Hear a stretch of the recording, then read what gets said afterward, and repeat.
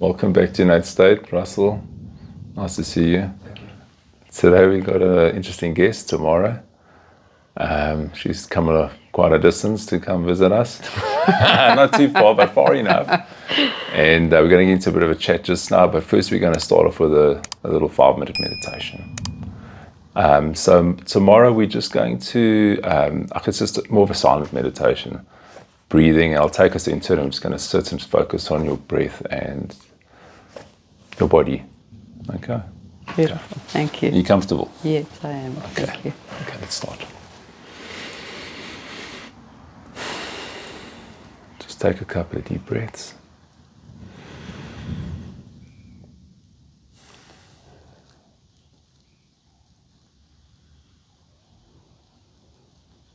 Just allow yourself to relax a little bit more on each out breath.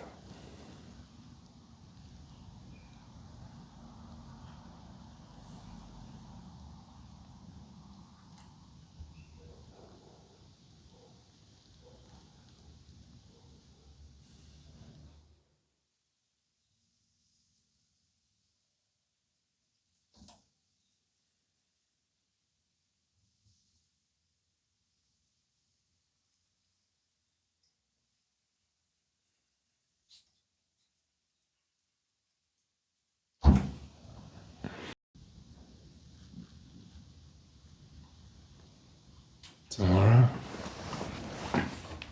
welcome. Thank you. Russell, cheers. Cheers. Russell. It's hearing that thunder there. It's the best sound. How was it for you, Sorry, what? your meditation? No, it was beautiful. Beautiful. Yeah, and I always find it's just kind of settling, like you've had a busy day and then it kind of brings you, like, makes you more grounded, should I say. Yeah. Bring us back to ourselves. Kind of your true nature in a sense, I think. Yeah. You're not so lost in that busyness. Yes. Eh? Yeah. Yeah. Is that something that you do, meditation or some kind of practice of sorts? Meditation for me varies, It's what, before I answer that question, what I am going to say and make it very right up front. I've been involved in the spiritual world for a long time and in a sense quite a rebel in that world, in the sense of I've always had to find something that works for me my way. So I'm not very good at following Kind of a general. Or what people lay out. So what I do is I will experience something and then from that sit with how it works for me and take aspects of that. So you don't take it as law? No. I think that is the way to do it anyway. Yes. You must do what works for you. Yes. So yes, meditation for me is literally sitting outside on the grass with all my animals and silence and literally just absorbing all that is and just witnessing until it all passes through, and then that state of silence, that space of safety, all of that returns to me. No, that's interesting. I mean, it's different for everyone, I think. But like you're saying, there is a kind of like, sit like this and you do that and abide by those rules. But it's not necessarily the case for everybody. No, there's so many. There's so many other things. forms almost. Yes. Yeah. There isn't a set way to anything. I think the path is literally what settles in our being and what sits true for us. And also perhaps what helps you connect with that stillness. Yes. If you consider it a meditation, but you're still like racing in your head, etc. Yes. And it doesn't help you connect with stillness, then try something else, because it needs to, I think, have a kind of a benefit in it with regards to maybe stilling the mind or whatever the case may be. 100% for me, what it is anything that you can do that allows you to actually just step back into a place of remembering, a place that's safe inside your own body, remembering who it is actually you are without all that noise. And if that means going for a hike, if that means just sitting outside, Sometimes even washing the dishes or No, mopping for sure. the floors could do that. Yeah, something Yes. mundane. 100%. Yeah.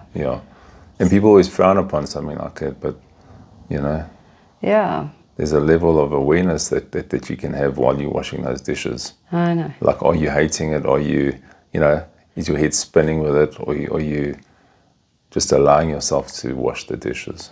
Just be. Yeah. Which is Without judging it, what you're doing. Without judging it, without wanting to be somewhere else, without any I of it. want to be rather flippin' having a cappuccino somewhere. Yes. Isn't it? I mean, that's pretty much.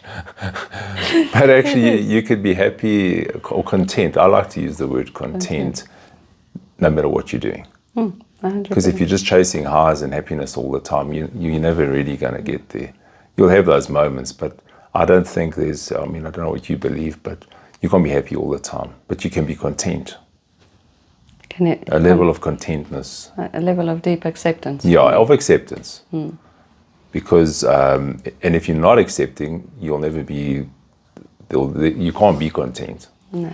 If you're not accepting. They go hand in hand, isn't it? They do go hand in hand. Yeah. You know, and trying to chase happiness is pretty much like trying to chase that whole spiritual concept of one day I'll be healed, one day I'll be this, if I do it this way, then, I've reached that point of attainment or enlightenment or awakening or whatever. You're never satisfied like that. Never. Yeah. And also I went through years of being a seeker for years, and then you don't really realize that you are one until it kind of becomes the kind of, what's the word, it almost becomes available to you for you to see that you don't need to be chasing, because what you're chasing is already inside you. That's like the kind of the catch-22, which is I suppose is part of the journey. What do you think?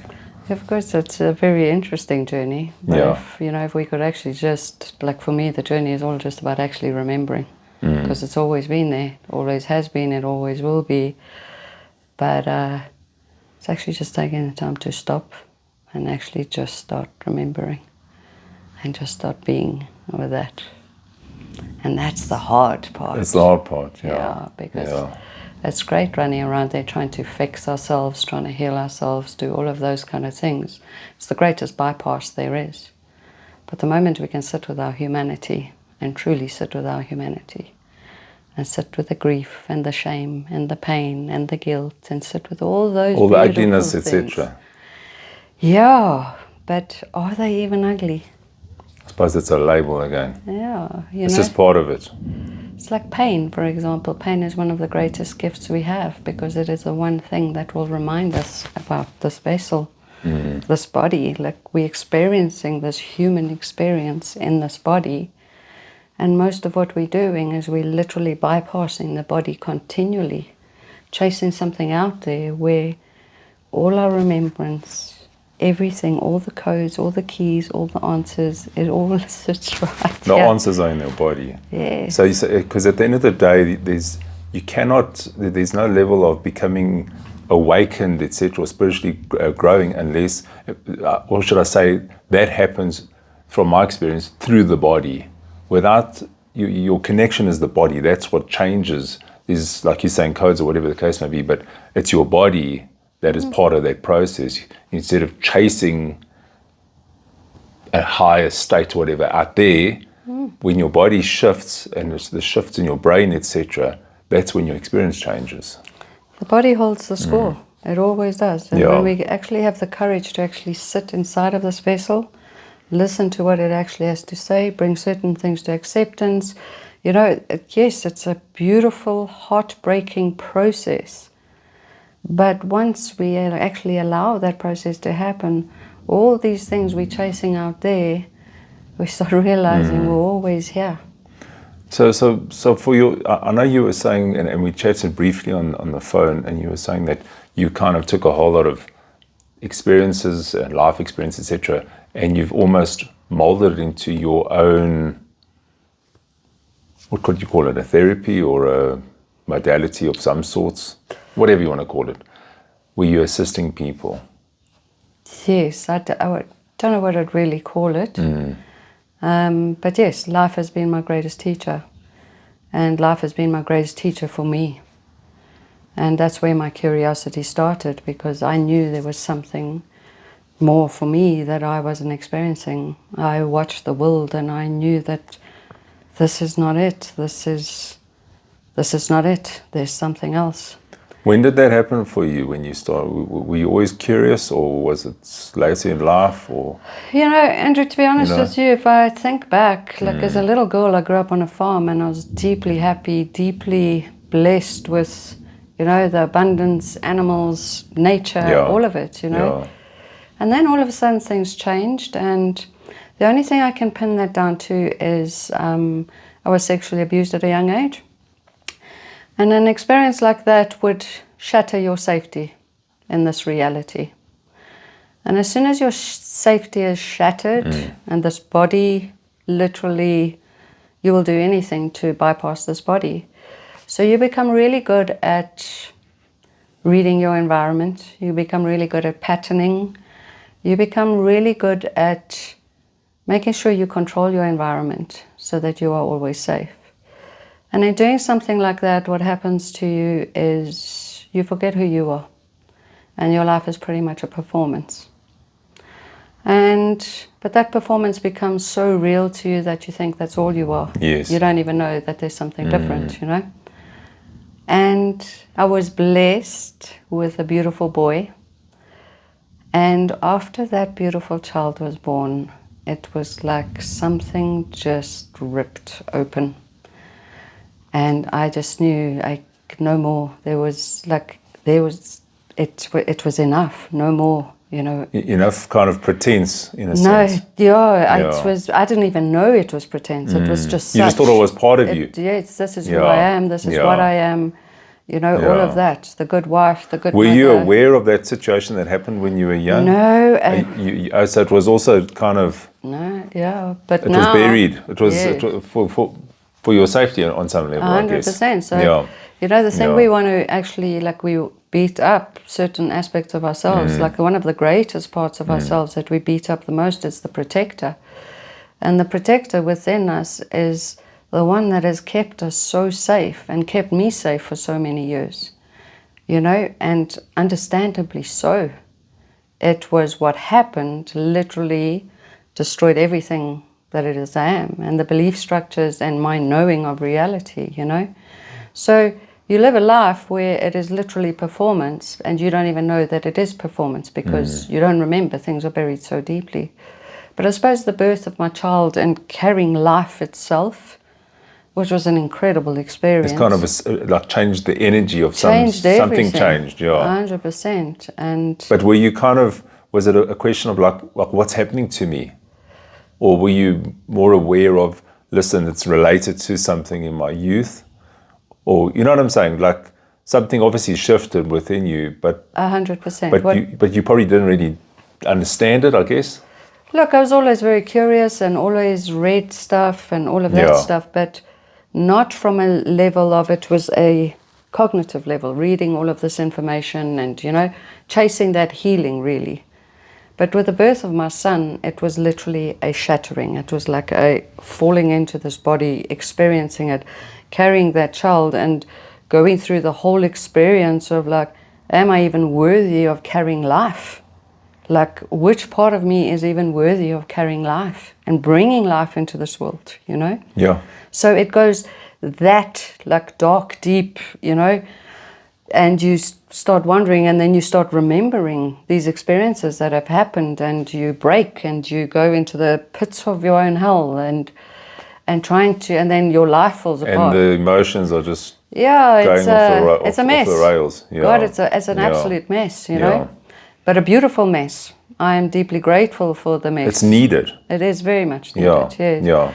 And then that process of remembrance happens. So to be honest, what I do today, I did out of necessity for my own survival and my own remembrance. Yeah. And today I'm extremely grateful for the woman that I am, for how I feel inside my own body, for what I know for me and for what is true for me, and being able to express that and to not have to perform anymore.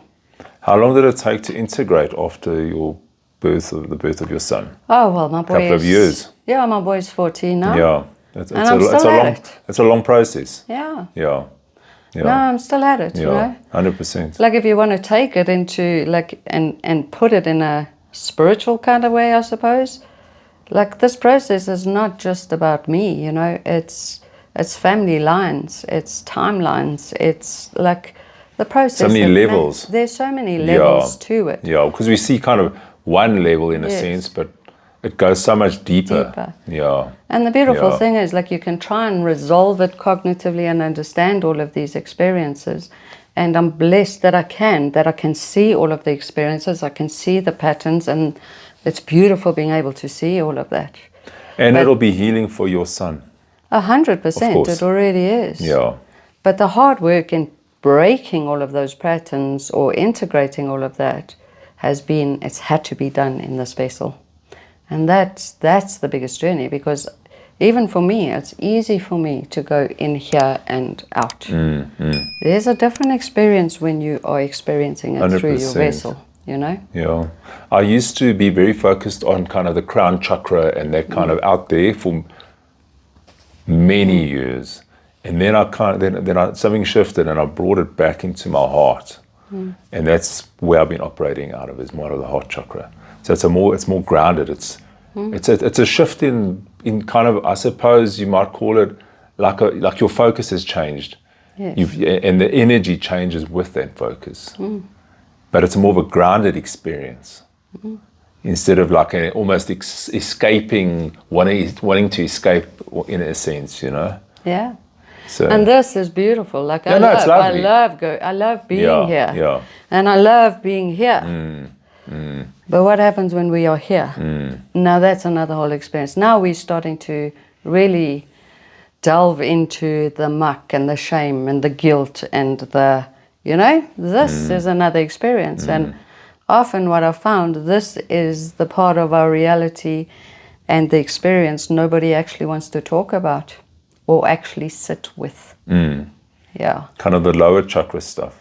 Yes, but it is our foundation. Yeah, no, for sure. Yeah. Yeah. So how are we going to be able to hold all of this if we cannot hold that foundation? Yeah, you need the balance between it. Yeah. So Tamara, why would someone come to you, firstly? Why would they come to you? What would they be, perhaps? I mean, I suppose it's different for everyone, but in general, if you had to kind of say, okay, why do most people come and choose to come and work with me? If it's possible. All right. Besides me being a fabulous person. Of course, your personality first.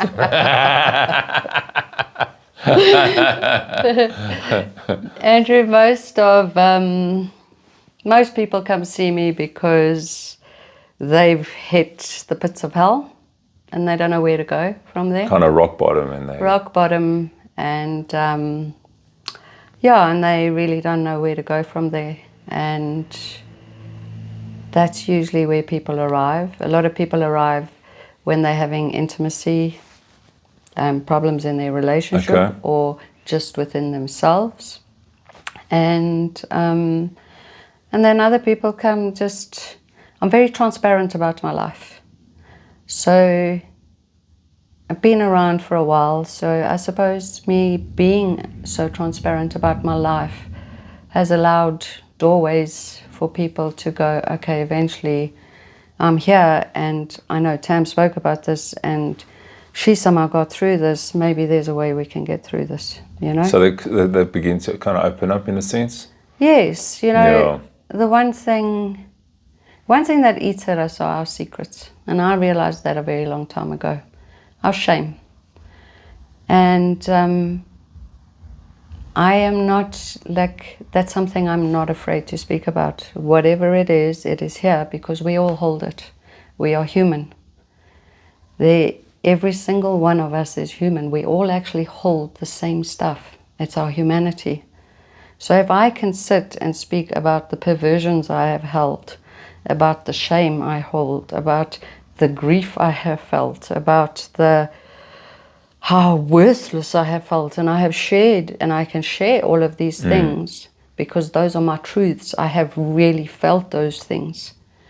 In doing that, I give you permission to be able to do the same thing, because I can promise you, you have walked around in your life where you have felt that state. Yeah. The literal places where we feel disgust for ourselves. Once we can actually share and name these things, in that we integrate them.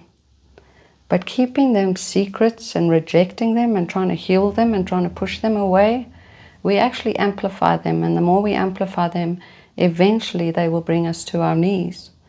So if we can get to a place where we can actually talk about these human experiences, these things we feel about ourselves, none of us are special. We have all gone through these things. Yeah, And I think everyone. every single one of us. You know, in their own way, everyone has been through it. Yeah. You know, often people say to me, Tam, I don't know if I was sexually abused or not. You know, it doesn't matter whether you were or not. The thing about it is, for women especially, and men have their own stuff, so I'm not excluding men here, is women have performed. Our mothers have performed. And that is all we know. Most women, if I say to them, are you living an authentic life? They will tell you yes. But they don't even know how to discern authenticity from They don't know what that performance. is. They don't know what authenticity is. Yeah. And does that make them wrong? No. What they have known, and all they know, is for me to receive love, to be accepted, I need to perform in a certain way. And that is what we all want. We all want to be loved. We want to be accepted. We just want, we want that more than anything else. And to be truly seen. But that's the one element that is missing from all of this. But we can talk about that later. But so in that alone, that abandonment of our own authentic selves, that abandonment in the performance and the rejection in that performance is abuse in its own. So we are doing it to ourselves, and we can't even be hard on ourselves because it is all we know. It is all we know. So it's something and I hear where you're coming from, but it's obviously something that's been passed through the generations. 100%. For Yes. millennia. Like you asked earlier, you know, this beautiful boy of mine, like I've had stuff with men, you know, the masculine, I've experienced the masculine in their deepest, darkest. And to this day I'm grateful for it, because I got to see so much. I got to see the pain. I got to see what is happening. But of course, I still held that pain. I held that anger towards the masculine, and of course I held the lack of trust. And I remember one day looking at this beautiful human and going, Tam, if you do not actually work with this and actually find the peace and find the love and actually work with this rage, there is only one being that is going to suffer, and that is your child. And I suppose that was my pivotal point. That is where I literally probably committed wholeheartedly to it, because... To healing it, or yes. Working through this stuff. Yeah. So he's a beautiful gift in the sense of, yes, it is for him. But it's quite amazing that I needed him to actually commit to my own process. But there's no mistakes. No, they never made He came along. No, he's my angel. That's always... I just see that there's no real mistakes in life. We grow from all these experiences, and people that are in our lives, and our greatest teachers often are our family and our immediate surroundings, you know, your kids, your parents, etc. Besides 100%. other people, but they're your biggest challenges and gifts at the same time. I often think that relationships or relating are our greatest medicine, you know. It is the only medicine we really need. And most people, I think they maybe almost avoid seeing the kind of the beauty in it of those relationships, or they don't want to work through their stuff, and, you know, hold grudges for days or on end, or years for that matter, and that's just poison, really. No, it is. And you're not growing from it if you get yourself caught up in that. You know, the most fascinating thing for me is this, I believe what we yearn for more than anything is to be truly seen, truly seen for all of who it is we are. And we yearn for that. And in those moments where you are deeply alone and you're yearning and you crave something in this existence, it is that, to be truly seen and accepted for all you are. So the moment somebody truly does see you, what happens in that moment? I think something shifts inside you. Yeah, something shifts inside of you, but what shifts inside of you is not always the most beautiful reaction, because you can't accept those aspects of yourself. Yeah. So a whole reaction happens because if I cannot accept those aspects of me and somebody else sees it, then straight away we step into a space of rejection, of rejecting the person who saw and the person who sees. And that's where the blame, the projection, all of those things Conflict, start. etc. Yes. Yeah. Yeah. But it's difficult, isn't it? I mean, for the average person, I mean, you see it and Still difficult for me. Generally, it's not easy. No, it's but not. in general, it's not actually easy. It's like those things are playing out all the time. It's kind of weird because humanity, I mean, I think we're all here just to grow and to evolve. And that's it. I don't know about what more, but literally to evolve. And if we don't see our stuff, we're not growing. You know. So tell me something. How would you take someone through? So what would you work through for them to find their authentic self? I mean, I know it's a hell of a process. There's a hell of a process. Just give us some examples. So for me, the process always starts from the root, from the base, from the foundation. So that is where everything starts for me. That's where all life starts for me, you know? Yeah. Yeah. And if we just look at life, that's the way life works. Everything grows from a seed planted, beautiful growth, you know? Even our vessels work that way. So for me, it's always starting there. Yeah. And creating that foundation. And that foundation is usually the foundation that holds all our deepest, darkest. So people slowly start seeing that and working through it and Yes. processing it. So it's a very sacred, a very safe space. So it's a space that is held with utmost care. And and people get to start naming what exists for them. Yeah. And start sharing what has never been shared before. You know, the greatest thing, the thing about us is I often look at what our bodies are, this vessel. What we do is we work with our energy and we leak it out continually, you know? In what way? Like as an example. By not speaking your truth, so plain and simply, like playing the good girl, for example. Okay. It's like, when I say yes, when I mean no, I leak my energy. Yeah. When I perform, I You're leak my not energy. speaking your truth. No. Yeah. So, and here's the thing is, when you are in a state of performance or you are being the good girl, you know, you don't even know what that truth is. Okay. No, you don't. No. Yeah. And then that's the catch. Yes. Your programming or whatever, you've just created a whole other facade of maybe the pleaser. So what are those things that when you are deeply alone, the conversations you have with yourself, the stories you tell yourself, the things you say about yourself? Let's start there. Let's start naming those truths. Let's start opening that gateway. And then slowly but surely naming. But it takes time, man. It does take time. How long do they stay with you?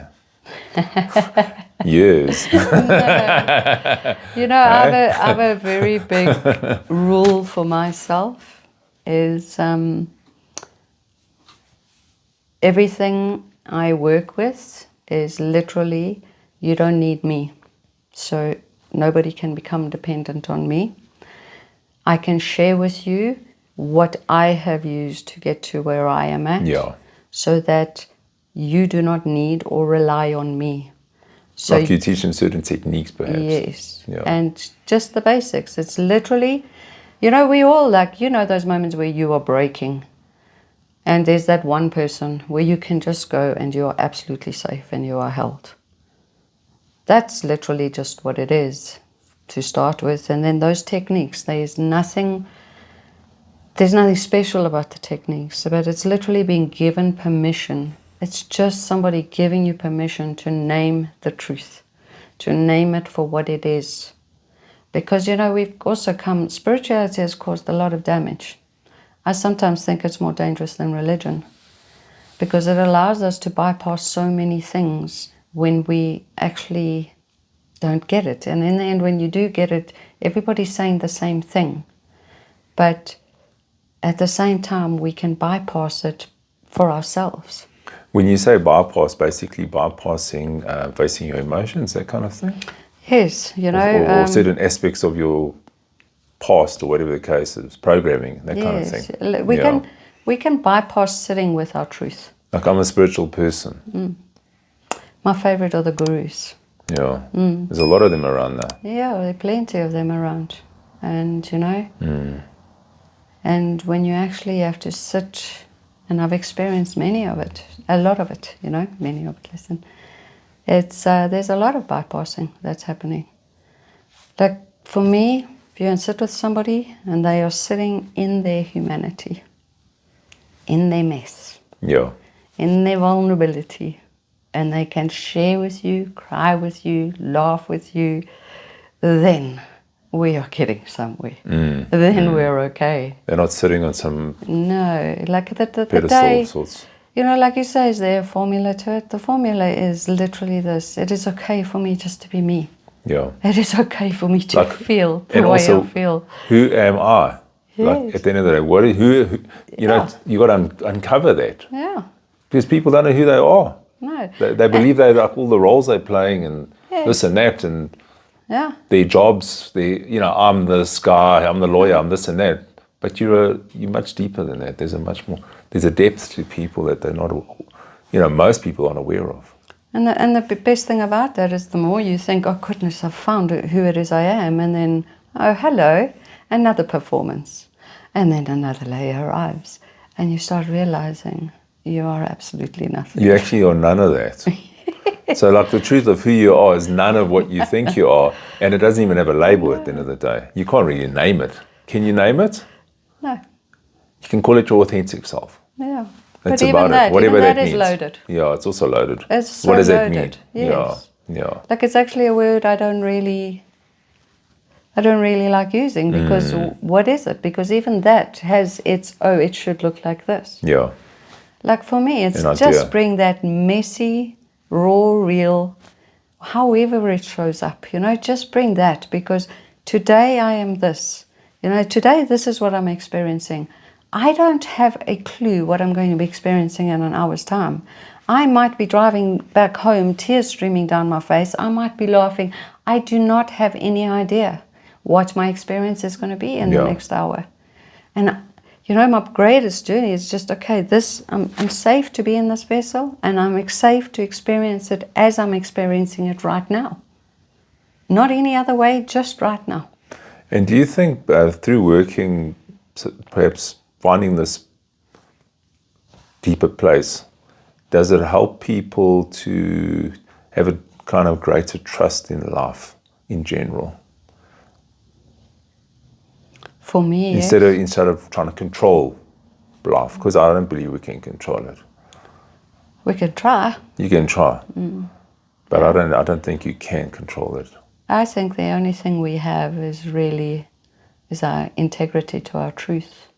Yeah. So if there's anything to try and line up, or if there's anything you would like to try and control, it would literally just be, can I be in my integrity? Yeah. And that also, like we spoke earlier on, of the level of acceptance. If you can accept what's in front of you, it doesn't mean not change it, because if you're going to break down with your car, you're still going to sort your car out. But there's a level of acceptance. This has happened. Yes. Yeah. There's a deep surrender. Acceptance and allowance brings a very deep surrender. Yeah. This is like, all right, amazing. So this has happened. I wonder what this experience is going to allow to unfold. You know what I mean? Yeah.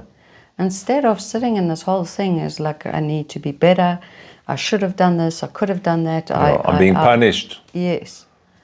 Yeah. That's a big thing. It's a massive thing. Yeah. God's punishing me. My car broke down. Amazing. And, like actually the person, it's like you continually punishing yourself. Like if we actually had to sit and listen to the stories that we tell ourselves about ourselves, it's cruel. We are cruel to ourselves. 100%. The thoughts spinning in people's heads are another story. I know. And then every now and then it comes out of somebody's mouth and you sit there and you go, did you really say that? But, the compassion kicks in when you start realizing, I so relate because, I've said that to myself so many times. And now you're saying it out loud, but actually that's what's boiling up inside of you. That's, it becomes fascinating. Humanity is fascinating.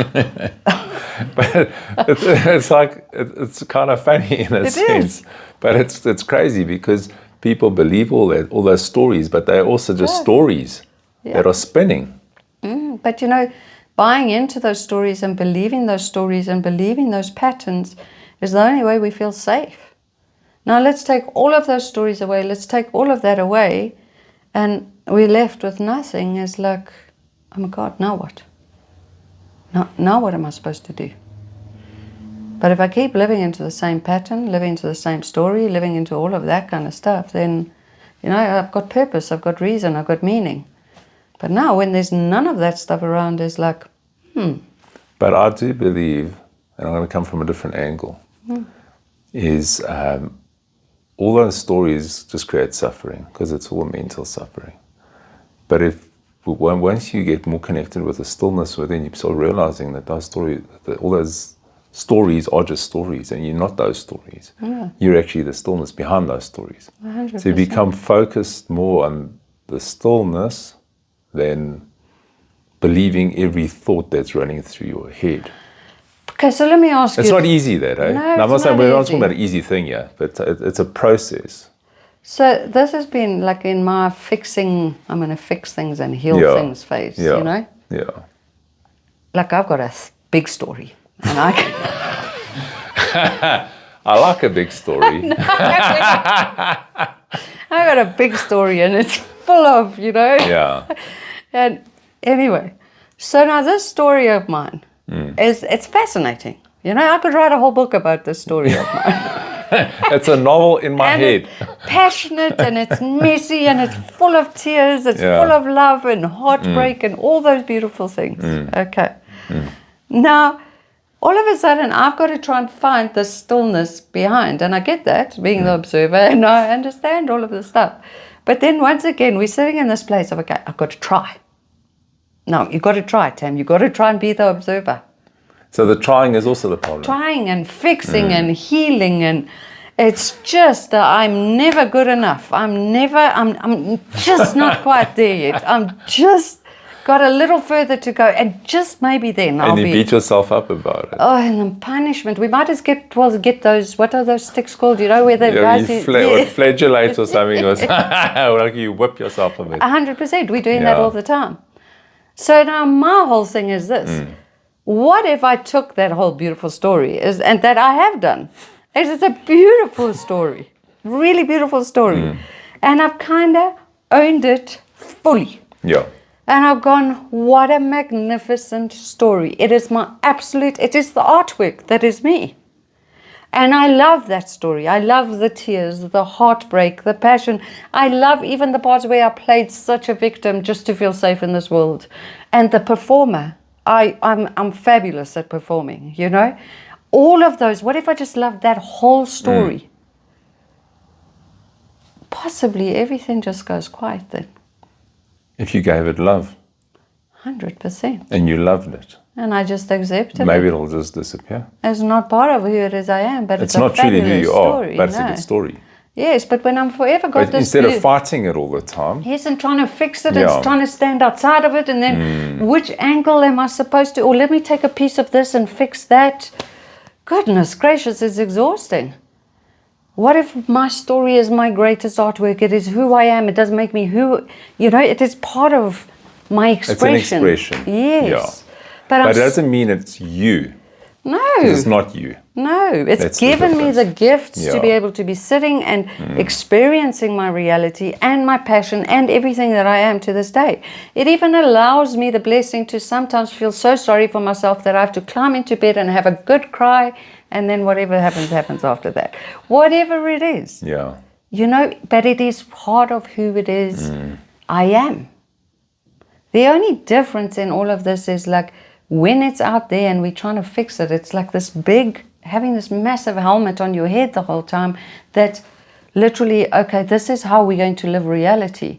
Where if you take that story and it becomes part of your body, now you're walking around reality with new eyes, it's clear, and you can decide how you want to live it. How would you make it part of your body? Literally. You know, like, I'm just curious. look, I'm a very visual person. Okay, so would you visualize that story as part of your physical unit? You know, here's the beautiful thing. That story, that big story of yours that's sitting here, Yeah. already lives inside of this It's body. already part of you. Yeah. Yeah, sure. The body holds the score. Yeah. Okay. Okay. So if we can start going into our body and actually start listening to what is sitting inside of this body, that story is going to play out anyway. And all you're going to do is you're going to, as you're working through the body, you're going to start stepping into acceptance of your story. And it's going to be like, wow, what a deliciously beautiful, nourished story that is. Is that what you call, I know you talk about embodiment. Is that embodiment? Yes. Yeah. Yeah. For me, it is embodying all of it, loving all of it. Yeah. You know, the moment there is a part of me, like every woman has it in her, and she plays the ultimate victim. And playing the ultimate victim, she is the ultimate manipulator. And most women hate it when I say that. The moment you deny that that is a part of who it is you are, you literally push it out of who it is. So you're rejecting a part of who it is you are, okay? And in doing that, it becomes bigger. So believe it or not, you actually play the victim a whole lot more and you manipulate a whole lot more. The moment I can bring that piece back into me and actually go, you know what, I've done it quite a few times. Yeah. I played the ultimate victim, and in that I manipulated the crap out of the people around me. All of a sudden, it holds no charge.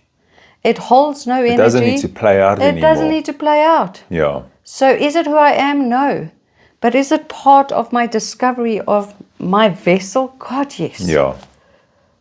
So you're almost integrating those parts In. within yourself.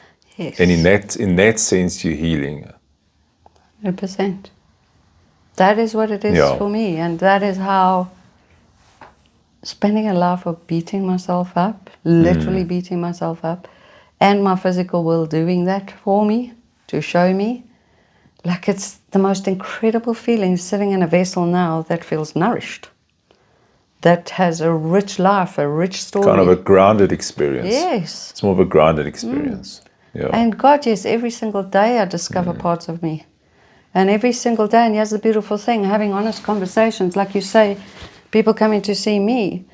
My greatest experience in sitting and doing this is having conversations with you. Because in your truth, in your sharing, it moves through me and I discover, oh my goodness, there's a part I haven't even realized about myself, you know? So it is in that truth. Now, imagine you and I sitting here having a conversation and you telling me half-truths.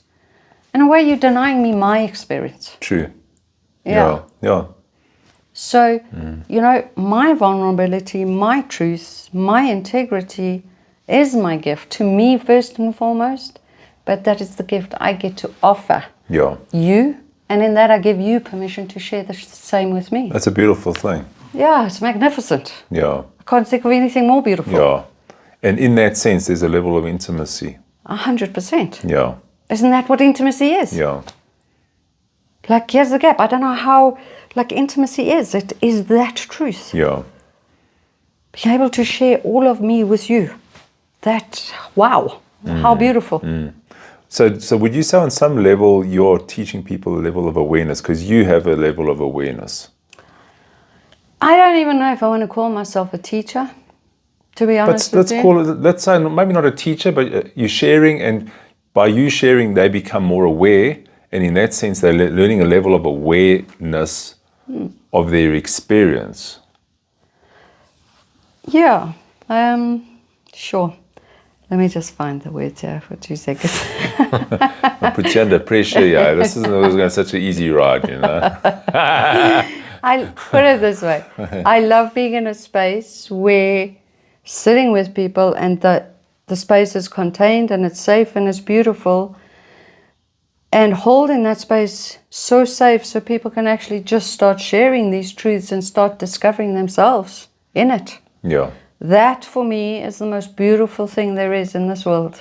There is nothing more beautiful. But you're making them, well, you're not making them, you're allowing them to become aware of those truths. Yes. So like for myself, I say the greatest shifts that I've had is through, is meditation, but also often a lot of workshops, etc., but also awareness. And when I talk about awareness, it's awareness of thoughts of, you know, when you get charged, when you fear comes up or sadness or whatever. So you're becoming aware of all these little things playing out all the time. Whereas in the past, you weren't aware of them, they just happened. So I'm sure on some level, you're teaching people a level of awareness. And that's super important in our growth. 100%. And it's also just a space where this is going to happen. You're human. So when this awareness starts happening, like these things start happening in your body, and just going, it is okay. It's okay. This is the process that is going to happen, you know, whether we like it or not. Because when it starts, once you open the tap, that tap runs for a long time. Yeah. But it's faster now. We were the ones that we had a long time. You watch people go through things now, it's fast. Quite quick. It's very fast. I spent years. I know, me too. I sometimes feel so jealous for the people but that you know what, it was part of it. It just doesn't matter, you know, years of bawling. I know. Dragging yourself And once you opened that tap, those tears flipping came, man, for a long time. I kind of joke about it now. I know. But it wasn't so much fun. Although I always felt better afterwards. 100%. Like you felt something come, you like go and get it out and you felt better. But you know, when I started crying, it was like 3 years of non-stop crying. And I was like, surely, and I knew I was releasing. I was like, surely I'm not that messed up that I need to be crying for 3 years. And then once that ended, you were like, no, it's done now. But then like 6 months later, you're like, shit, let's come back for another round. I thought I was okay. 100%. We carry a lot of stuff in us, you know. There's a lot of but you know, there was emotions and etc. and pain. But at the same time, I'm also sitting with, you know, there is a beauty in sadness and in joy, like the two together, you know. It's this whole thing of fixing that the tears will go away. That doesn't exist for me anymore because I love my tears. I now love my tears because I get to feel really deeply, you know. And if I can honor the space where my tears arrive, as much as I can honor the space where I am laughing that my stomach hurts and that they are the same thing, then I know I'm okay because I'm not trying to fix me. I'm allowing me to experience my reality. I like that. And isn't that why we are here? Is to experience this reality. Like, that's all we have. And we both know now, like, that time's coming, like, times, you know, like, life's passed by pretty quickly. It does. Yeah, and I'd love to be able to, like, just experience my reality each day now in its fullness, whether that be tears and even sometimes rage. One holds no more than the other. It is the experience. But it's also, I suppose, if you look at something like rage, as long as it's done in a healthy a healthy way. I mean, a man could go into a rage and flip and beat someone up. That's not the kind of rage thing. No. Well, I'm speaking about rage, is like my rage. If I do experience rage about something, I have a process I take myself through for my rage. Exactly. So it is but I'm saying if someone's aware, they won't go out and they'll turn within and say, where's their rage coming from? Perhaps it's anger, etc. Or there's actually emotions behind it. There's tears behind that rage. You know, for me, what I've come to realize, the thing we all are actually avoiding, and shame especially is a big one that hides it. Rage, anger, they hide it. But we're all experiencing a very deep, deep grief. Yeah. And where does that come from, in your experience, Tamara? For me, I think, in my experience, and I can only speak for me, is that grief is literally, it's grief for self, that how much I have denied me, my own fullness, my own life, how much I denied myself just being me and whole, just as I am. So many years have been denied performing. But that's for everyone. That's why that grief it's inside everybody. And I know for me, there was a part where I was petrified to actually go there, because I was worried that if I actually allowed the enormity of that grief, I'd never stand up again, Like, that's how heavy that grief feels. But eventually allowing myself to go there, I have to say, has been one of the most beautiful experiences of my life, because there's a lot of truth in that grief. And do you find that since you've had all those shifts, Tamara, that less, you don't have kind of people coming into your life that trigger that stuff anymore? Like, once you've healed it, I mean, that doesn't mean you're not going to have trouble, sorting stuff out in life and everything's perfect. But once you've worked through this stuff, and worked with it properly, it doesn't necessarily come back. Like, you perhaps in your business you're attracting kind of not so nice people. Now you don't attract them anymore. Something shifted in your energy.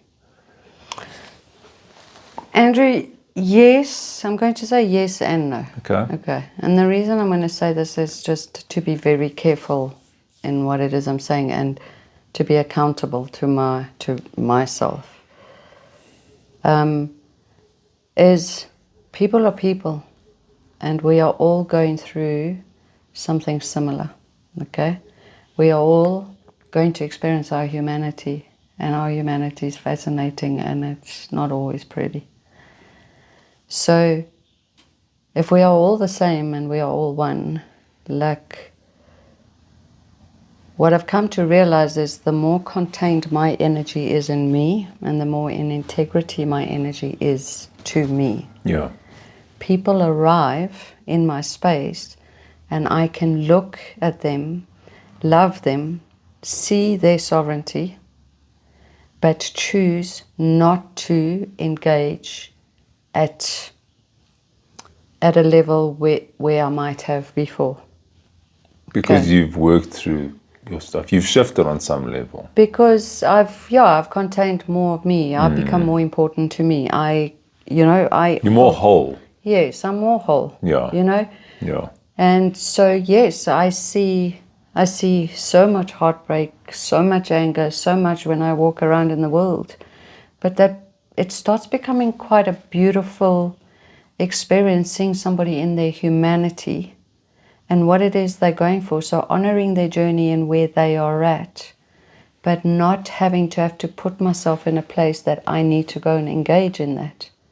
So just being able to witness where somebody is at and honoring them for that and where they are at. Where before, what I'd do is I'd go right in there, you know what I mean? And then I'd go, let's play. And I'd come out battered and bruised. And I was really good at that. But also that's because perhaps you were less aware and you haven't... Yeah. You're coming from a different place now. Oh. No, yes, it's beautiful. And, even all the people that I've played with and come out battered and bruised, they have been my greatest gifts, because what I realized every single one of those people is they were an activator. So the times I loved to obsession, I came to realize was all that happened in that time was actually the enormity of the love I felt inside of my being. That person was my beautiful gift to activate that feeling of love inside of me. Does it mean that love belongs to them? No, it is mine. I felt it. It's my experience, So I have had many activators. I've had activators of, my favorite is the whole narcissist, that whole thing. And I was great for them. They loved me. But the thing I had to come to realize the most is I was my worst. Like, I was the worst. how I abused myself, my self-talk. So it was a reflection. 100%. Yeah. So every single human being, that's why I say relationships are the medicine, is every single human being is here to activate you. So when something happens, being able to look at another human and go, thank you. Like to get yourself to that place and go, thank you. And then sit with that inside of you. Because like we're trying to get this body alive and feel and be nourished. But there are pieces inside of our body that are so frozen. And then somebody walks in and goes, hey, let me help you unfreeze that one. And they activate it and it's messy. You don't like it, but Yeah. in hindsight, you can see it. Yeah. In the mess, it's that whole thing, as above, so below. And my favorite thing is the whole thing about the tree. Like the root structure of the tree shows you, the branches of the tree. Like that mess. When we can start becoming comfortable with that mess, those roots, and literally start going, thank you. Because when we can go, thank you, we know what's coming from there. I want to ask you something. So you said when we first started about the bypassing, and maybe you sometimes think spirituality is worse than religion. Were you religious growing up? Yeah. Were you? Anglican school, church every day. Okay. And what changed that? It's just a lot of church, eh? No, I'm curious. I grew up without going to church, so I didn't really know. I don't know we went to church because we had to go to church. Yeah, your parents took you. Yes, and I went to school, and I loved the choir, and I loved singing. But was it ever an embodied state of being? No, it was somebody up there telling me what I had to think. And I've told you before, like there's a deeply unconscious thing inside of me that, well, not so unconscious anymore, but like the rebel was always there. Yeah. It's like, all right, I'll behave, but once I'm out of this school, I'm doing my own thing. I'm out of here. And I never went back to church again, But why do you think you were talking about bypassing spirituality? Because what is the kind of the difference in a sense? Because you and I are sitting right here, and how many beautiful teachers are there in the spiritual world? No, not many. I don't know. There's some. You think there's a lot?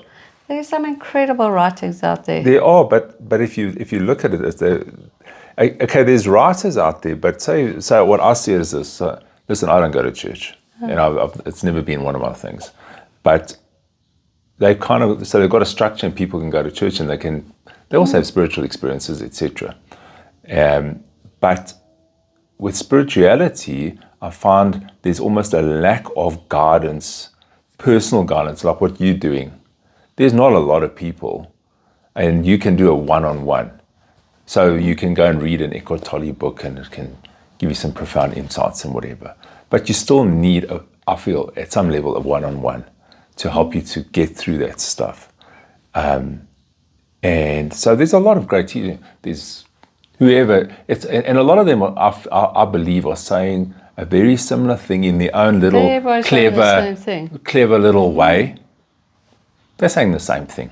And there's nothing wrong with that. I don't see anything wrong with that. But often they've been put on these flipping pedestals, whereas the answers are already here. But I just think there's a lack of almost one-on-one teachers, authentic teachers. Because often guys they'll go on, let's say, plant medicine and go on a journey, and it opens up a whole flipping can of worms of stuff that they weren't aware of, etc. And now they're processing shit for weeks, and they're depressed and they're down or whatever. But there's not a proper post support. So maybe they have a little WhatsApp group, and how are you feeling? I'm lacquer, whatever. But it doesn't. It goes further than that. So I think that's lacking. What do you think, Tamara?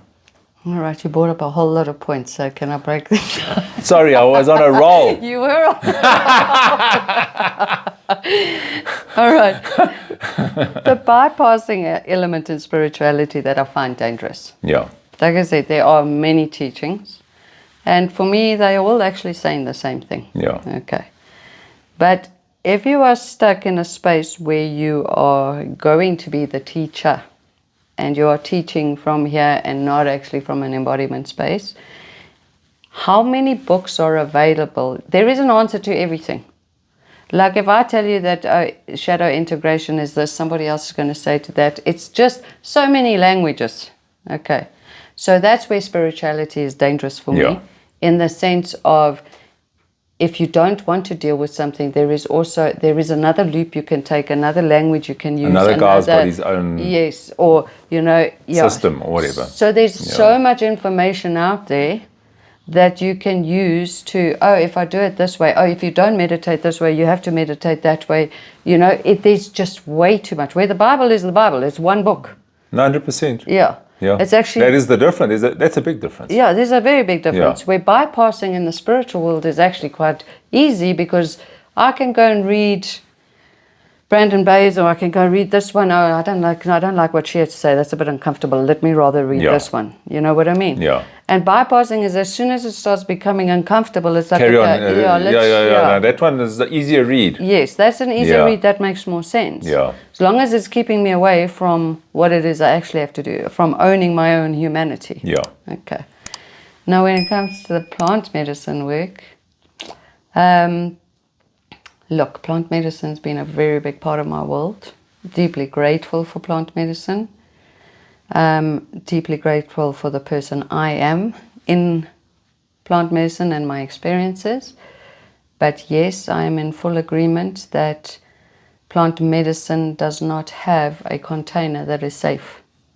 And I have not found too many places that hold safe containers where people are safe, supported before, held in the space of the medicine, and then held after. A lot of the spaces that are provided for at the moment is you come in your journey and you're on your own. Cheers, you pay your $5,000. Yes. They're not cheap. Yeah. And it's integration is essential, and and the journeys are beautiful and they're hard, and they, like everything though, is the container has to be held and has to be safe, and the support needs to be there. Especially if it's if you've journeyed quite a few times, integration becomes a process that you start figuring out for yourself and integrating everything that you're going through. But in the beginning stages, literally your mind is blown. And it's like, what are you supposed to do with Especially for someone who hasn't even perhaps partaken in any of that kind of stuff. So the integration part, so for me, if there was anything I could change in that world, it would be just a container that's held longer for integration purposes. And also probably more private work, one-on-one, instead of big group ceremonies. Yeah, I think... But that's just my opinion. It's become obviously so much more popularized and almost trendy and new agey, etc., and people having these shifts and stuff.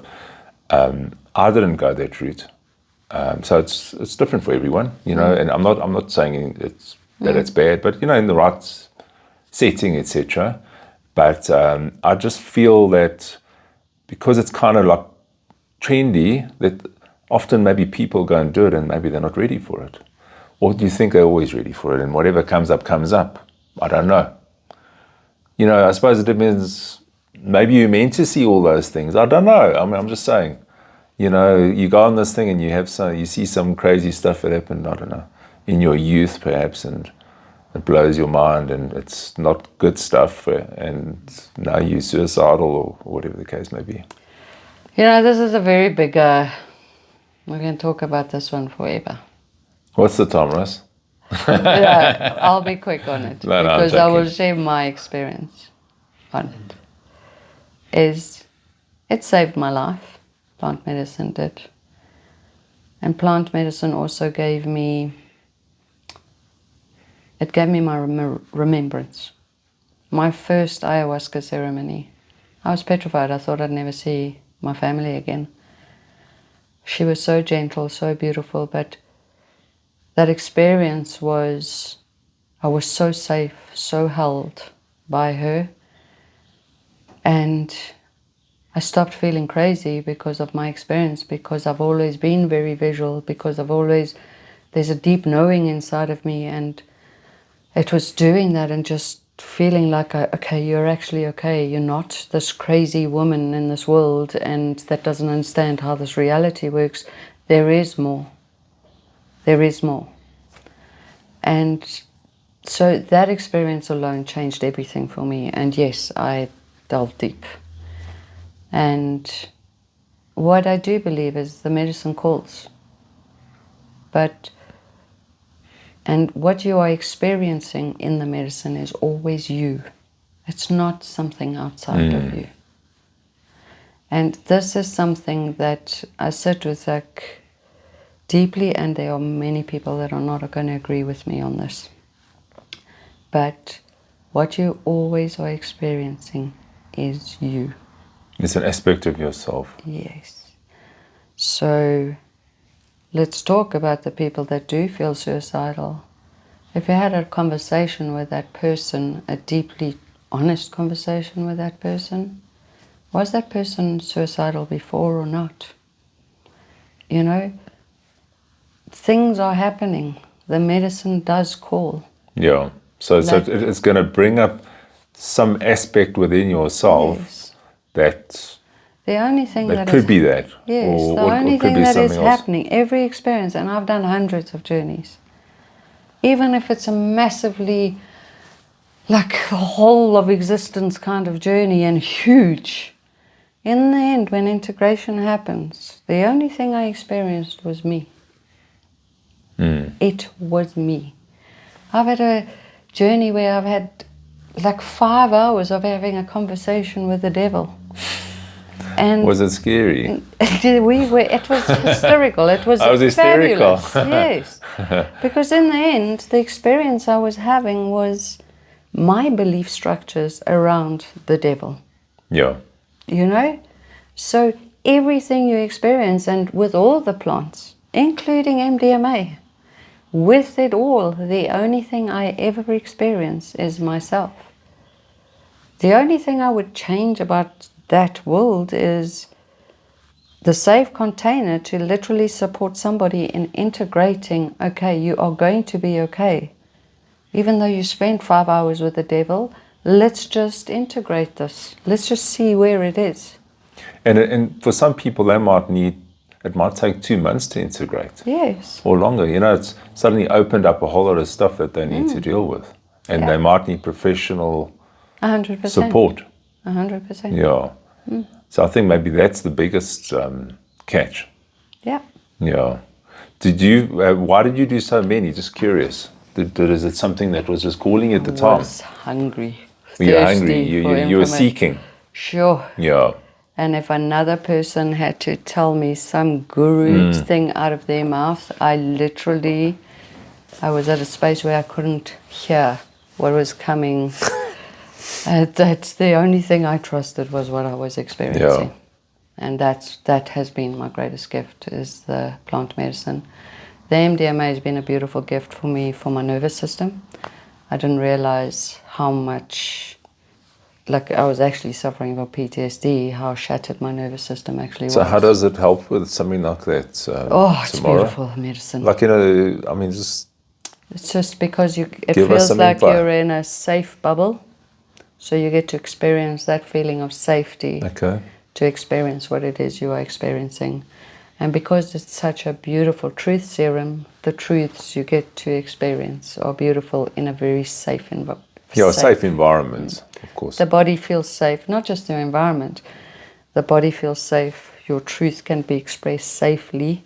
So no matter what it is you express that truth. And there are truths you express that you've never expressed. You don't even know they were sitting there. Yeah.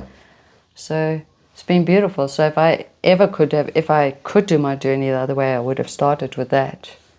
And I suppose most people did. They went jolling, all of that. I was denied that world, you know, and then done the plant medicine because my vessel would have been more settled to integrate everything that I experienced on all the plants.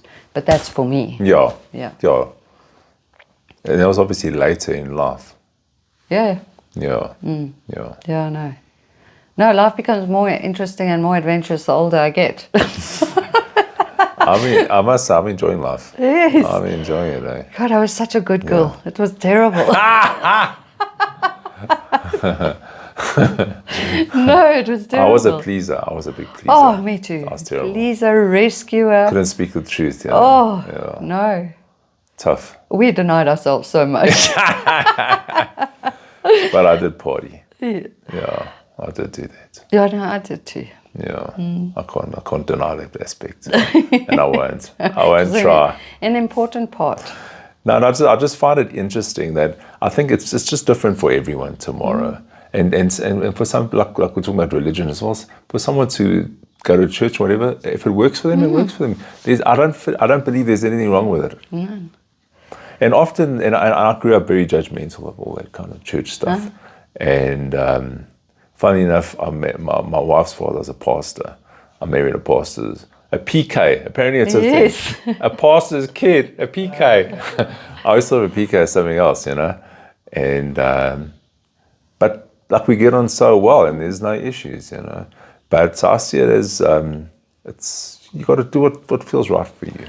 100%. None of it is right or wrong. Like it's absolute perfection. Whether you find your God essence and your experience of God in church or in spirituality or sitting at a river, it doesn't matter. It is all the same thing.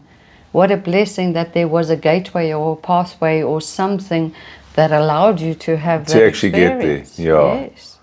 And I think that's the magic, isn't it? Yeah. Instead of judging it, you need to do this or you need to do that. And people always like to create all these kind of structures around this is the way to do it. And heaven forbid you don't do it that way. It's unsettling because like that's safe for me. But if you're going to do it this way, then that's not safe for me. You know, like we've all got our path to walk and all we're trying to do is find our way back to ourselves. And then when we find that way back, it's just re-inhabit this body again. And it's literally like if we can all just see that we are all doing that in our own fumbled, messy kind of way, we're actually going to find a little bit more of a sense of humor about our existence, you know. Instead of being so serious. Yes. And I think also the greatest gift people can do is to work on yourself. You know, you can try and save the planet, but the greatest thing is to work on yourself. And in that sense, you're affecting all of life. Well, you definitely are affecting your... But on some level, everyone, I think. Yes. I mean, there's a level of consciousness running through everyone. 100%. And as people start waking up and turning inwards, it's almost like that effect where everything just starts. Yeah. You know, it takes a long time, the ripple, and then it speeds up. Like you're saying, things are speeding up. People are processing quicker, etc. Yeah. And that is part of it. And it's happening fast. Yeah. It's so lekker. So tell us tomorrow, have you got a website or a Instagram or a... I got them all. You got all of the above. I got them all. Because we're going to put it on at the end of the podcast. I'll send you all those details. Is there anything else you wanted to share? No, thank you. This was fabulous. All right, I've had a good time. It's been fun as well. Eh? Yes. No, I've enjoyed it. I've enjoyed the angle you're coming from, you know. It was a bit different. No, I've enjoyed that, Yeah, thank you. thoroughly, actually. Yeah. Thank you so much. It's a absolute pleasure. Tomorrow, thanks for being a blessing. Thank you. Thank you. And you. Russell, cheers. Thanks for being the silent observer. Yeah, I was speechless today. He was quiet today. Like and subscribe, please. Oh, no. Thanks for sharing, man. That was